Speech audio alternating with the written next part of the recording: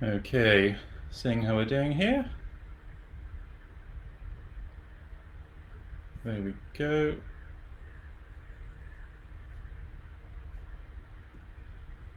Hey everyone, how you doing? Just getting a few things up and running. Nice to see you all. This is my first Facebook Live and Insta Live at the same time, so it feels like there's a few plates being spun round. Just waiting to see if we're getting a few people coming on in. I'm going to try and wave back at you all. Great. Nice. Now, we're going to talk about some images during this sort of discussion today. I've got them up on the screen behind me. For anyone watching on Facebook, I've put the link to a folder of those images online in the comments. So if you want to see them in a bit more detail during as we're talking about them or afterwards, then give me a shout. Then click the link, and we'll be seeing them on the screen as we go through as well. All right, so let's get going. Hello, I'm Michael Wharley. Welcome to another one of these amazing King's Head Theatre online talks. It's a really fantastic initiative. I hope you've been joining them every day, as I have been doing. Such a wonderful thing to connect people. Obviously, theatre's in tough times at the moment, but I know one thing I've taken from this time is to be part of the theatre community is really important, and being aware of what the arts as a whole gives to society in a tough time, and to celebrate it and bring it together through what the King's Head is doing is fantastic. So I'm really proud to be part of it. I've also really enjoyed some of the specific related talks to what we're going to talk about today. So Nick Rutter and Ali Wright, two amazing arts photographers who do some promotional photography and also a lot of production photography, gave some great talks. Amanda Malpass did a talk on PR. Rebecca Pitt, who's a fantastic theatre designer, did an amazing talk. I'd recommend going and checking out all of those, and we had a chat today. What I wanted to talk about today was promotional photography for theatre, promotional portraiture, and by that I mean the images that that promote a show, and that might be the poster image, or it might be a portrait of the star or the cast who are in it that gets out in the paper. That you might hear the poster image called a hero image, you might hear it called key art. But it's the stuff that's going to sell the show and induce people to come and buy tickets and kind of get a sense of the aesthetic of the production out there before I'm just being told to look in the camera as much as possible. I'm trying to do both. I'm looking in the Insta one. Let me look in the Facebook one as well. Thanks, Julia. Where have they got to? Yeah, so it's the kind of the image that's going to sell the show before there is a show often. And today I'd like to just have a bit of a chat about my experience and about what I think works well in making a shoot successful, and commissioning and briefing a photographer, and the different ways you can sort of really zero in on the story of your show, the narrative of your show in a still image. Hopefully this will be helpful for any marketers who are watching, for any producers who are watching at any stage, emerging companies, maybe someone who's never commissioned a production image before, and also for, I hope, photographers who are interested. So we're going to try and cover a little bit of ground. Give us a question at any point. I'll try and keep a track of them and get back to you. A little bit of background on me, not too much. It's probably the least interesting thing, but it's something that photographers often ask about. How did you get where you were? I did an English literature degree. And then I went to drama school for a year, and I was a stage actor, a sort of moderately successful stage actor for 6 years. Had a lovely time, did a lot of shows, some West End, some touring, really loved that world, really loved actors. And towards the end of that time, I just started to pick up a camera and got interested in shooting. And I had a couple of years break between acting and becoming a photographer. Went and did a course at a place in Brixton called Photo Fusion, which is a really amazing photo establishment. And in May 2010, I went full time. So I've been a photographer for 10 years this month. Although ironically, I've been shooting the least I've ever shot. But then that's Corona for you.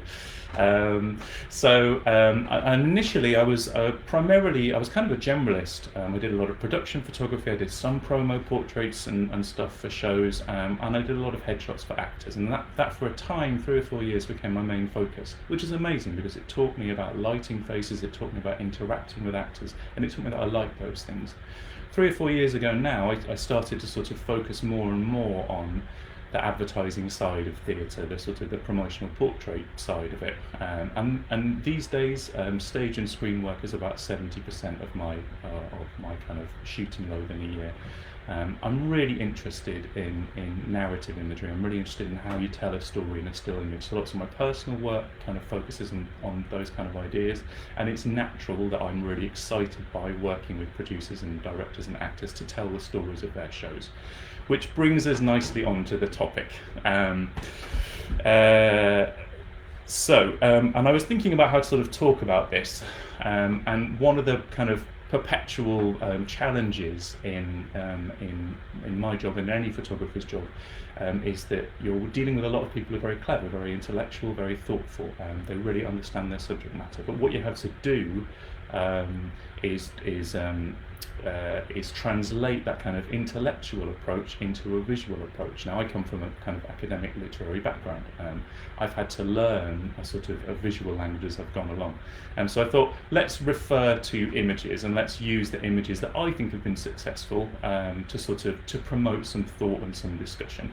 Now, that's not me saying I think I've done a great job, these photos are amazing because I've been amazing, because I think one of the truths of a really striking advertising image for theatre or portraits for theatre is that it's a collaboration. The reason that they're good is because there's a team behind them who've all pulled together to produce that. And although it finishes there in the real world as a kind of an object that's just like there and it kind of looks like it was always meant to be that way, that's the result of a whole bunch of very careful decisions and a lot of different creativity along the way.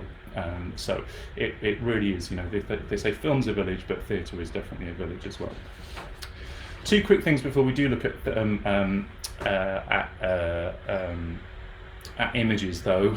One is, I'm going to kind of presuppose here that if you're thinking about commissioning a photographer to take a picture for your show, you have a sense of what you want to capture. It's not just a blank canvas.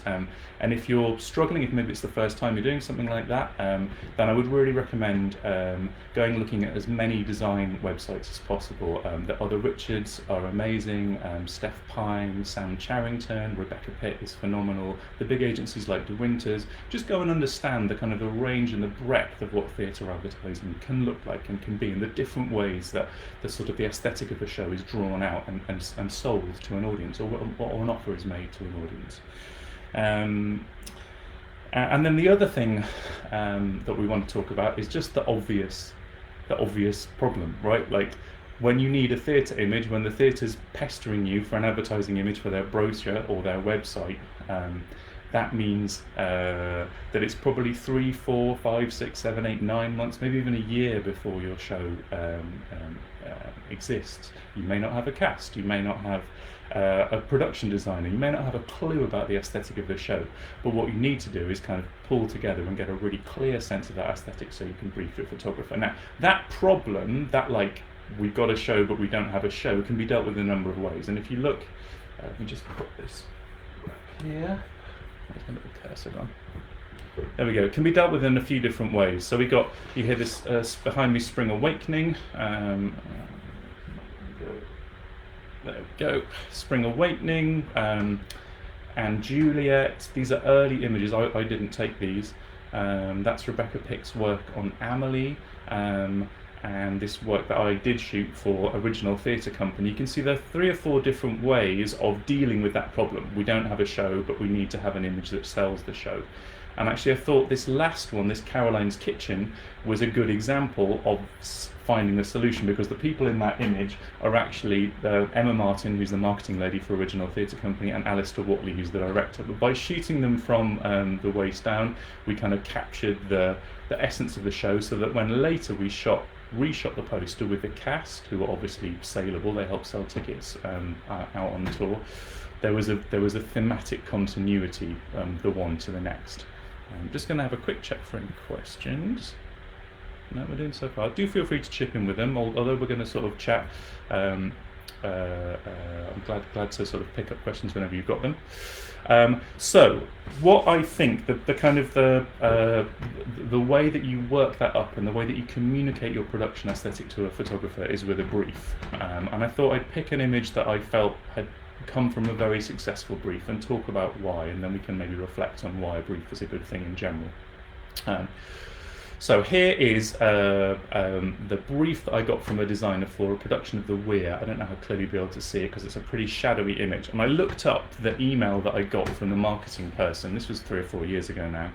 And it was just one line email. It said, Caravaggio paintings, shadows obscuring faces and figures peering out from the dark. So we had some conversations, some back and forth. That kind of aesthetic was super clear. And as you can see, this is the image that we ended up with. So we got shadowy faces, we've got group aesthetic, we kind of created the idea of a haunting or a kind of a fearful moment. And actually, it's pretty similar to the idea of the brief. And you can see there's the poster with the image sort of popped up a little bit. But it might seem like to get from that to that is really straightforward. But the reason I picked this image is because it informed that brief, that few little words and this sort of sketch, informed everything. It informed the conversations with the producer and with the marketing agency. It informed the preparation for the shoot. So the props, the little set that we built, the table that we bought, the way that we got the glasses of Guinness and sort of practice getting them to have just the right kind of foam going down the side of the glass.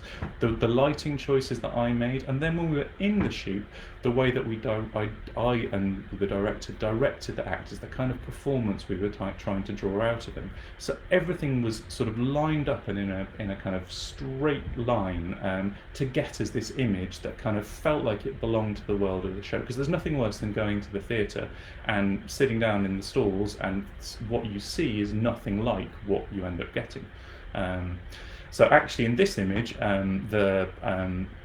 it wasn't the cast. It was so far ahead that there were no cast. So these were models that we chose, that we cast, and no one really seemed to mind that. When the tour was extended, and I thought this was a tribute to the kind of the group success in this shot, and when the tour was extended, there were a couple of venues that it wasn't selling so well, and the marketing agency did some research, and they're like, oh, we need something that feels a bit more connected, same kind of vibe, but more connected to the world of the show, and that feels more now. So we went back, took some lights, and shot the actual actors on stage in about half an hour. It's pretty quick actually.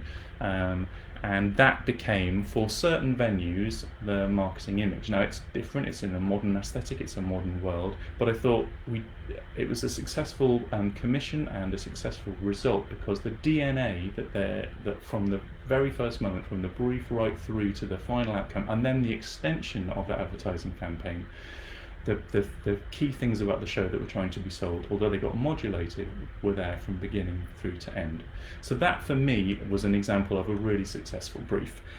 Now, how do you kind of write that? I can try, Julia, and bring the pics in a little. Just to say again, everyone, the pictures are on a link on the Facebook page. So if you want to go and see these online after, you can do that as well. I'll try and bring them in a little bit more. It is quite hard to see, I know. So the brief can be very specific, can be very detailed. Oh yeah. Nick Rutter says, other Richards asked a question, best and worst moments on the shoot. Best is just when everything's in a row. When the job you've been asked to shoot and the client who turns up and the actors who are there are all collaborating wonderfully, and you get the result you like. And then sometimes there'll be little moments, something that you weren't expecting, an idea that you hadn't planned for, that just kind of happens. And that happens, I think, because of the detail that you've put. It's like an acting improvisation. You don't say to an actor, do an improvisation, you can be anything, anywhere. You say to an actor, like, improvise, and you're not allowed to stand up, and you can't use the word the. And then that's where the kind of fun of an improvisation comes from. So I think that the exciting moments in shoots are when you're kind of set free because of what you've found. The worst moments, like, oh god, equipment fails, difficult actors or actors who are having a hard moment, and you've got to try and get them over that. I remember going home and once and convincing myself that every single shot from the shoot was totally out of focus, and that made me feel quite horrible. So going back to briefs, we just need to get the phone out of the picture here. Going back to briefs, the brief can be quite specific, or it can be quite. Let me just get that up a tad. Let me just drop this a little. Brief can be very, very specific. So this one behind me, this was a commissioner shot with Rebecca Pitt, brilliant designer, for Amelie. Now, we saw earlier, Rebecca had come up with this as a kind of holding image for the show. And then when we came to shoot Audrey Brisson, who was playing Amelie, we had to then add her in, which actually it sounds like really overly precise. We had to build a little thing for her to sit on, position her hand and her feet in exactly the right way, do the lighting, so it was a good match for Rebecca's lighting, and then Rebecca obviously had to cut her out and put her onto that side. So that's very, very specific. You still find creativity in that, but it's a very specific brief.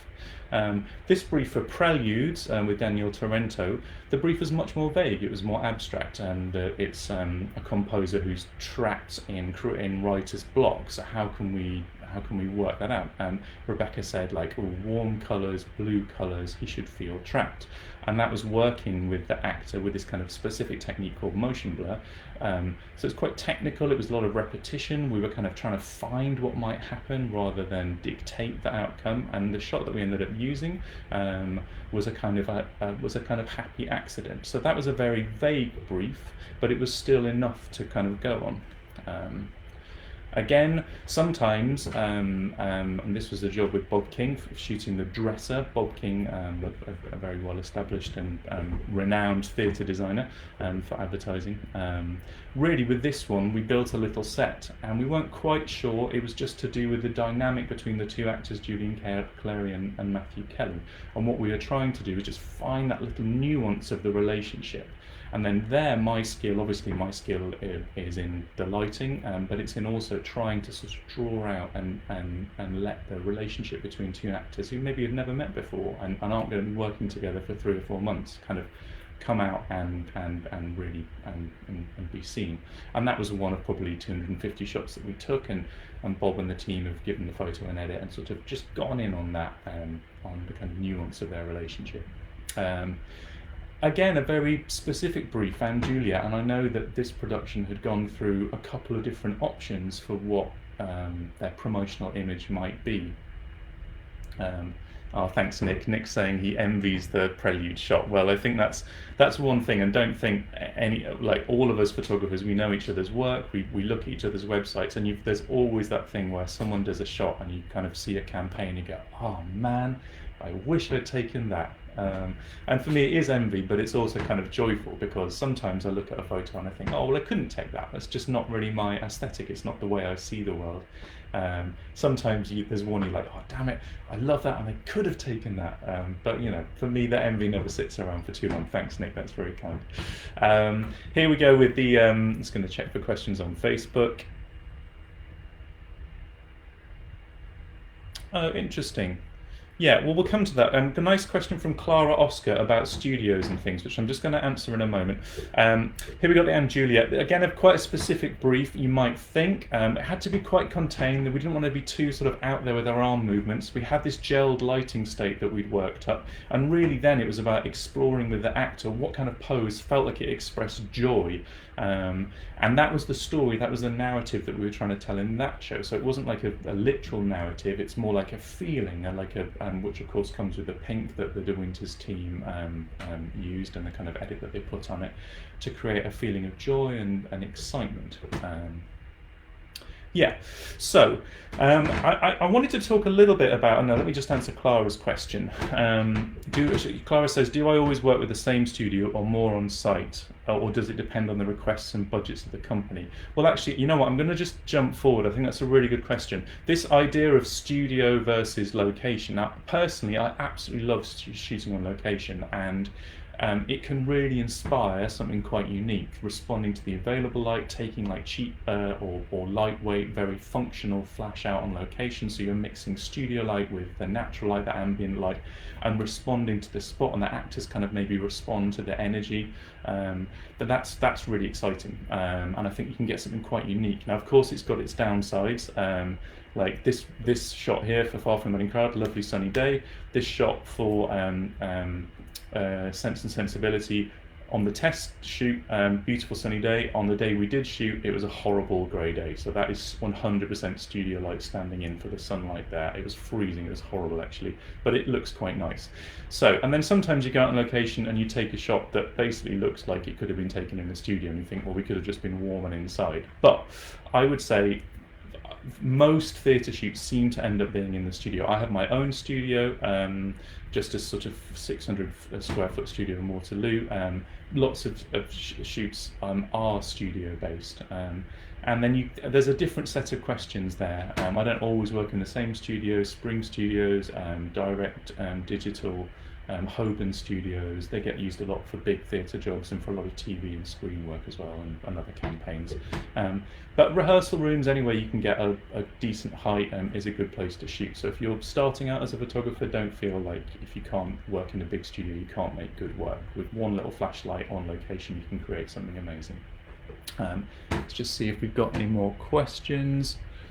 No, I think we're doing okay here. So yeah, one thing I just wanted to get into is this idea of like, what are you hiring the photographer for? Like, what should you be expecting them to do for you? And it's a hard thing to describe, because I think sometimes people walk into a studio, and if it's a light, bright studio, they'll say, like, oh, it's a great light for photography. And as a photographer, you know that really what the light that's coming in through the window means doesn't really necessarily mean a lot to what you're going to be shooting that day. Really, whereas a theatre lighting designer is working with kind of continuous light that you can see the effect of it on stage. Flashlight's a bit of a kind of, you don't see it until it fires, and then you're only going to see it on screen. So the difference between what you're seeing with your eyes, the actor doing, and what the kind of atmosphere of the shot is going to be, are often two quite different things. And I just wanted to quickly go through this. So this was The Heart of a Tiger, another job I shot with Bex Pitt. This is an actor called Chris Davis, and the brief from Bex was moody atmosphere, like a kind of grocer sitting amongst his stock, kind of thinking about like life, and kind of, but some nobility to it. So it didn't need to be cheesy or corny. We didn't want it to be too kind of easy. So as we went through, I kind of had an idea for what I wanted to do, and the client sort of on this shoot wanted something maybe a little bit simpler. So we started with something quite simple, and you can see here the way that we've kind of used the elements of the shots, the sort of narrative elements. It's kind of quite straightforward. The lighting's quite simple. I mean, it's nice, it's punchy, but it's quite simple lighting. The relationship between him and his environment, what he's doing, and what the props and costume are telling us about him. I think it could be good. It could have made a good poster.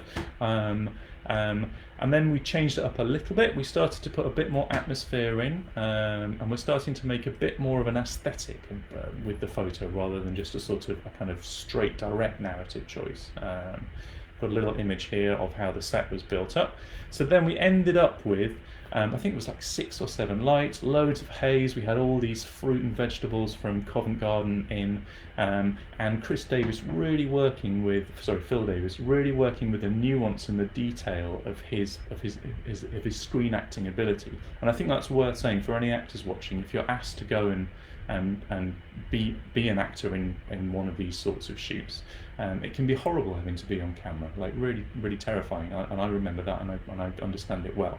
But I think it's good to think of it as screen acting, as using that kind of register, and expect not to sort of be acting for 10 minutes at a stretch, but expect repetition, detail, nuance, finding a moment, remembering it and repeating it. So it's like numerous takes.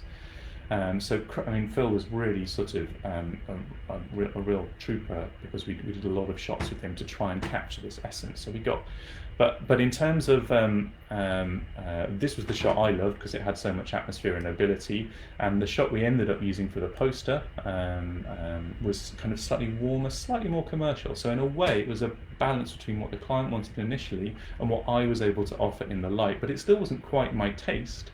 But that doesn't really matter, because what the image for the show ended up being was something warm, with that atmosphere, with that colour, with that detail.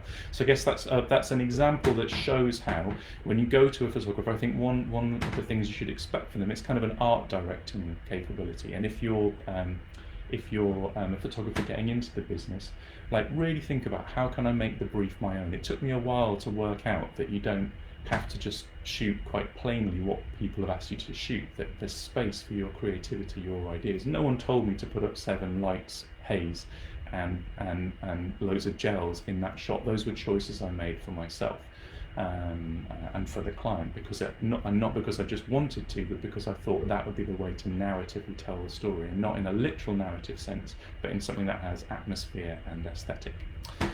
Now, I think we've only got about 5 minutes left, so I'm just going to check for any questions. Interesting. Gary Bland says, would you have a different process for a cabaret, which is a one-off? I mean, yes and no. Go and watch Rebecca Pitt's, Gary, go and watch Rebecca Pitt's piece about theatre design, and she talks about, I'd never heard this before, but she talks about, like, the event and the non-event. What is the unique thing? You may, if you're a cabaret performer, you may love your act, and you may think that simply a picture of you in costume enjoying doing your act is going to sell it. Now, it may, who knows, but it also may be that there's something specific about your act, some like little hook, some interesting thing that you can capture, or some punchy way of showing it off that will really sort of let your friend's act sort of sing and speak. So no, the process isn't really different, I don't think. Always start with a mood board of images and try and find some shared adjectives, so you've got a kind of visual, you've got a language that you can speak, but that has like a visual outcome, so you're on the same page visually. I think mood boards are really important for letting people know. I'm just going to check for any questions. Oh, interesting. The other Richard says, what advice would you now give yourself when you started out? I think what I mentioned before. I would have told myself, be more confident with the choices that you make. I thought that all the answers were going to come from the client, and I didn't realise so much that it's a collaboration, that the skill set that I bring, I'm not simply documenting an actor who arrives on the day. We're creating a sense of the show, and that's what's really satisfying when you go and watch a production. You're like, these images look like the show that I'm watching, and that means we did a good job as a team together. Oh, interesting. Clara says, do you get a budget from the production and then shoot accordingly, or do you evaluate the budget needed according to what the production asks you to shoot? Tricky. I mean, theatre never has a massive budget. I mean, unless it's Disney shooting like Frozen images. So I think the question of budget is always, what's the most that we can do for the most economical price? And if you were in theatre photography to be rich, you'd be in the wrong bit of the industry. You should go and shoot like hula hoops advertising campaigns or something. But you get to work with amazing stories. I had a rule for myself when I started out. And in fact, when I switched really from headshots to doing this kind of work, I was just like, just say yes, like make it work, whatever happens. Now I have to live as well, so 3 or 4 years down the line, I can't always do that. But I think it's a question of you learn to negotiate, you learn to have a sense of what's the scale of the show. Like a 6-month West End run is going to have a different budget to a 1-week fringe run, and so you just learn what's an appropriate amount to ask for and where you can compromise. And I think it's important as a photographer also to know, this is my day rate. Like if I shoot too many shoots at that price, I'm not going to be able to live. So if you are ever going to take on something that's below your day rate, you know you're doing it because what you get out of it is creatively fulfilling, or it's going to give you something in your portfolio that you've never had before. Clara also says, when you work on a show, do you always sign a contract for the whole of the production, so behind the scenes, stills, portraits, poster, or do you work on a one-shot basis? Yeah, I mean, I don't do production shots. I don't really do behind the scenes. I'm really just about the advertising imagery. Very, very rarely these days I'll do a production shot. So it's not really my expertise. So my contract, the agreement that we sign, will tend to be for an advertising image. And normally within that, the agreement will include the terms of use for the 1 or 2 images. So like you can use it for 6 months, but then if the tour goes out again, you might renegotiate the fee for the usage. One thing, because we don't have a lot of time left, but I did just very quickly want to talk a little bit about using promotional portraits and what they can give you, because maybe you haven't chosen to go down the sort of portrait route for the poster, but I just thought there's a couple of good examples, particularly the Spring Awakening images, because they'd had a sort of not a holding image, but they had a non-photographic emblem image for their poster campaign. And so just before the show opened, we pulled together these shots of the cast and literally pulled together. I mean, the lady who did the costumes, Gabby, nothing below sort of waist down was finished. So it was all safety pinned and things like that. But they really helped a couple of weeks before the production sell the aesthetic of the show. So I would say don't just think of portraits as being something that you might stick in the newspaper if you can get it coverage, and that they have to be cheesy. You can really, with portraits, choose an aesthetic, choose a vibe, and sell something else about the impression of your show, the story of your show. I mean, I thought this was like, I shot it in about 45 minutes, so it was very quick, but I just thought it was much greater than the sum of its parts, these cast portraits. And the same for Anne Juliet. I mean, if you think of Anne Juliet, it kind of seems like a big behemoth, but what did you know about Anne Juliet before it opened? It's a Max Martin musical. It's got a big pink advertising campaign. Like, where's the kind of the authenticity or the grit? Is this just bubblegum? And I think that as well as shooting the poster imagery, we shot all these portraits with the cast, and it showcased Paloma Young's incredible costumes and the kind of diverse cast. And actually, I know from Luke Shepherd, the director, and from Fiona Pierce, the producer, that they really helped sort of get a different idea about the show out there and about its production values and kind of authenticity. So that was, I thought they were good examples of the way that you can use portraits inventively. Oh yeah, and then just one final thing, just kind of thinking about using the shoot to best advantage. So if you can get, you may not see this, but this is Original Theatre Company's production of The Croft. They got a little GIF sort of out of the image as well. So it's kind of thinking how these images are going to be used not just on the poster but in a broader campaign. And this was a really good example, I thought, of a very kind of coherent campaign from the Kiln. So I worked very closely with the other Richards on this. They shot the video and I shot the portraits. This is for Jade Anuka's Heart, which would have been on at the Kiln Theatre.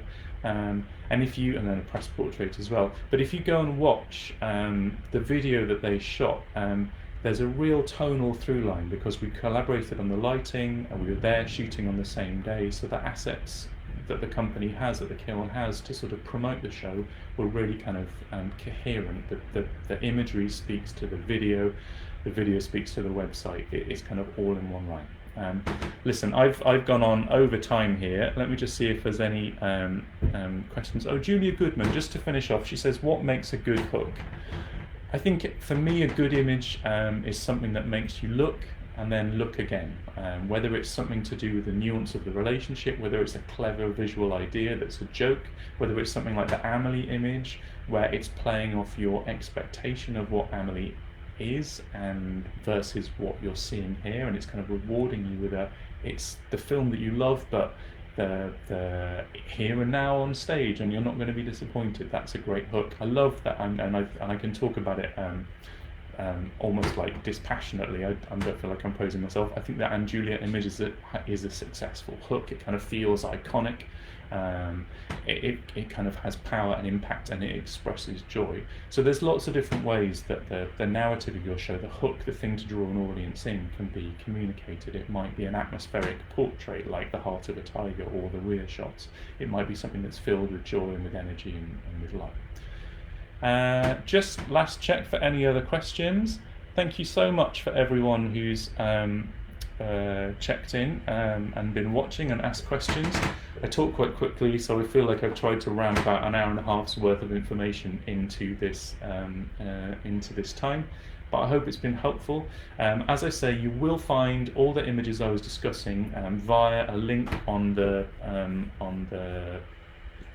King's Head Theatre. If you look for this talk, there's a link to the images in the comments under there. Just checking some of the questions. Oh, thanks, Gary. Says he joined late, but it's been informative. Well, I'm glad that has been the case. Yeah, and just to say, do carry on watching and supporting these King's Head online talks. I know I've got a little reminder in my calendar to see what's on every day and go and watch them. So it's been great to be part of it. As a theatre, I actually, you know what, I went to a lot when I was an actor. I auditioned for stuff and never got it. And actually, as a photographer, I've not done shots for a production there. But that's just, there's so many photographers, there's so many theatres. I just want to do a shout out for some photographers whose work I really admire. In theatre terms, yes, Nick Rutter and Ali Wright, Matt Crockett at De Winters, Darren Bell, the other Richards, Bronwyn Sharp, Helen Murray, Matt Murphy. There are people who working in theatre now who do stunning promotional imagery. It's really worth checking their work out. In TV and film, Jason Bell's kind of a Don, John Enoch, Phil Fisk, Guy Farrow. There's so many more. Marketing teams, I Am, De Winters, JHI, EMG Ents, Emma Martin, Beth Nichols, and theatre companies, Original Theatre, ETT, so many, you could just go on and on. But the designers and the photographers, I think, are really worth checking out if you want to mine into this, drill into this idea of like what aesthetic and what vibe, if you're going down a photography route, is going to be good for me to sell my show.